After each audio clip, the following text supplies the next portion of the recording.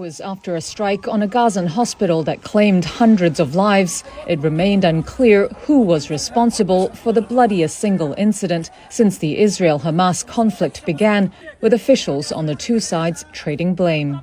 Israel's military spokesman Daniel Hagari said its forces analyzed its systems and found that rockets fired by, quote, terrorists in Gaza were to blame.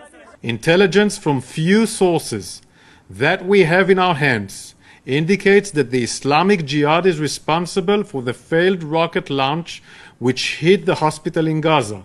But the Palestinian envoy to the United Nations, Riyad Mansour, denied that story. It is a lie, and the Israeli spokesperson of the army, about a week ago, made a statement in which he said, evacuate the hospitals are target. Mansour urged US President Joe Biden to help stop the carnage against the Palestinian people. In a statement on social media, Biden said he was outraged by the hospital strike, adding that he had directed his national security team to find out exactly what had happened.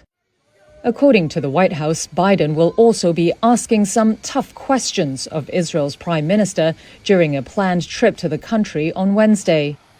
But Biden's diplomatic mission has now been upended by the hospital blast. Palestinian President Mahmoud Abbas cancelled a meeting with the US president due to take place in Jordan after Biden's Israel visit.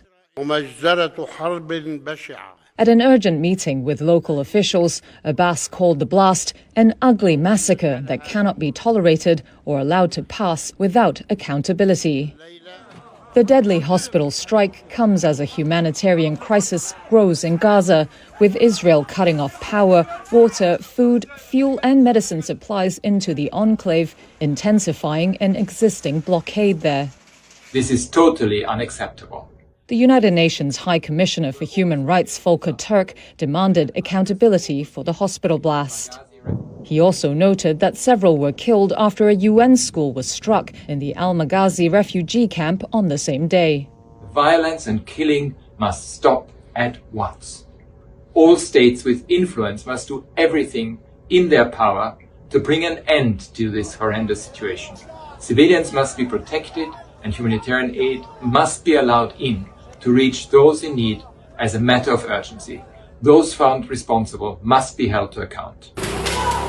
The hospital strike also set off a wave of protests around the Middle East.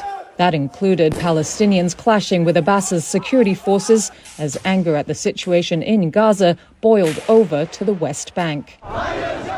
In Hebron, protesters marched carrying Hamas's flags, declaring the southern city for the militant group that runs the Gaza Strip.